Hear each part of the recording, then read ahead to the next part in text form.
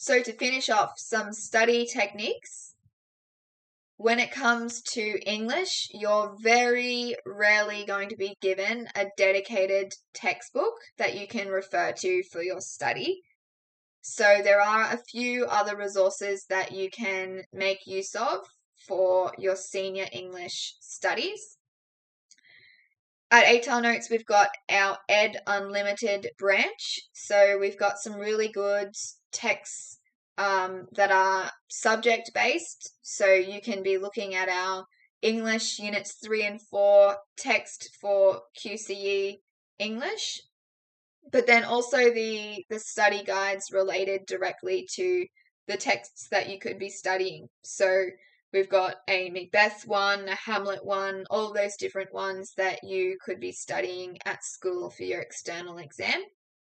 And these study guides are going to provide analysis of key quotes and ideas. They're going to provide quote banks.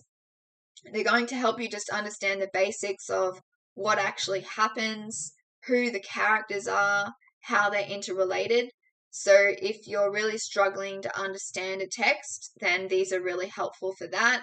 And if you already understand a text but want help with those in-depth things, those analytical aspects, then that kind of resource can be really helpful too.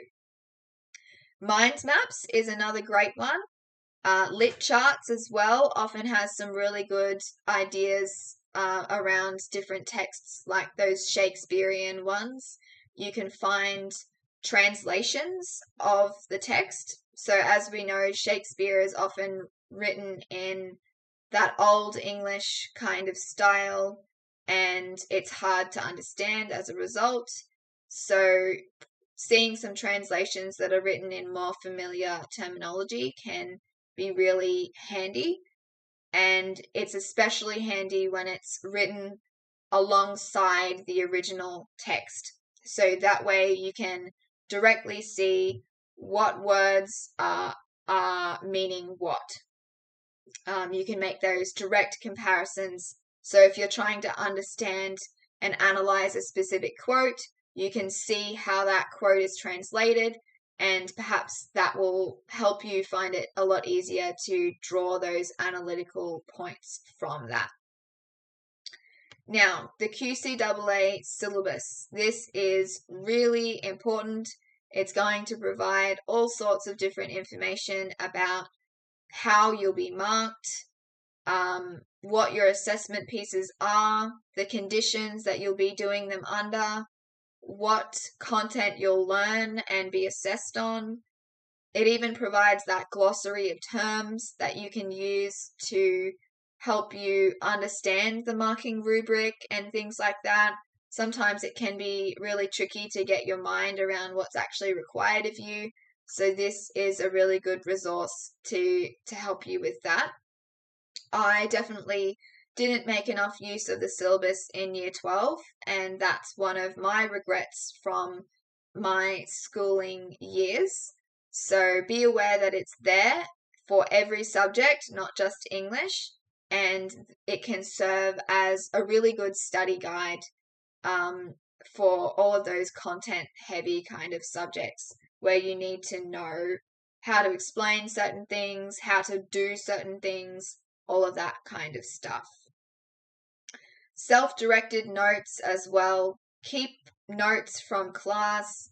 Keep the documents that you're given, the bits of paper with activities and example analysis and all those sorts of things. Build up that collection of resources because they are going to be invaluable when it comes to this, when it comes to your English and doing your pieces of assessment.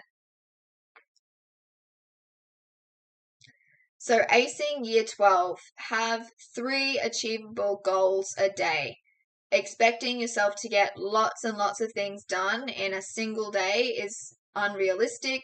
You're going to set yourself up for not feeling like you're really getting anywhere, like you're fulfilling your goals. So just setting yourself a couple of goals can motivate you. You can feel like you're making that progress, and you can reward yourself for what you achieve, and that can really keep you going throughout the whole year. Have one day of the week free of study. So you may allocate a Sunday, for example, as your day off. You need to make sure you've got that balance in your schooling. So don't just study constantly, work constantly, and not have any free time for yourself. You need to make sure that you are in the right headspace. Otherwise, there's no way that you can expect to do really well. And also, sleeping is super important. So don't neglect to get a good night's sleep every night because of the amount of work that you're doing. Recognize your emotional boundaries. Pushing yourself to work when you're tired and burnt out is not going to be beneficial. So, as I mentioned, getting that sleep, recognizing when you need to have a break is something that's important. Take care of your physical health. So, healthy bodies are homes to healthy brains, and healthy brains are smart brains. You need to be making sure that you are doing all those things that you need to do to keep yourself functioning at your best.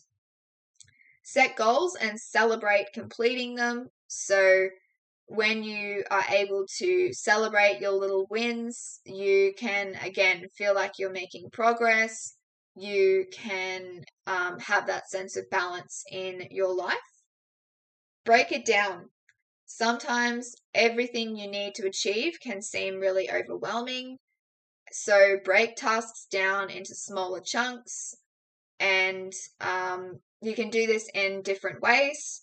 So you can have different sort of practices that you do. You can have flashcards. You can have different questions that you break down. Just things like having a calendar. So when you go to bed at night, you don't have this rotating list of things in your head that you can't stop thinking about.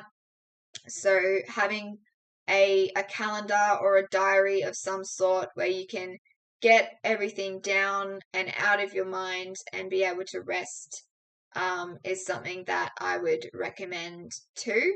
And that can help with that feeling of being overwhelmed as well.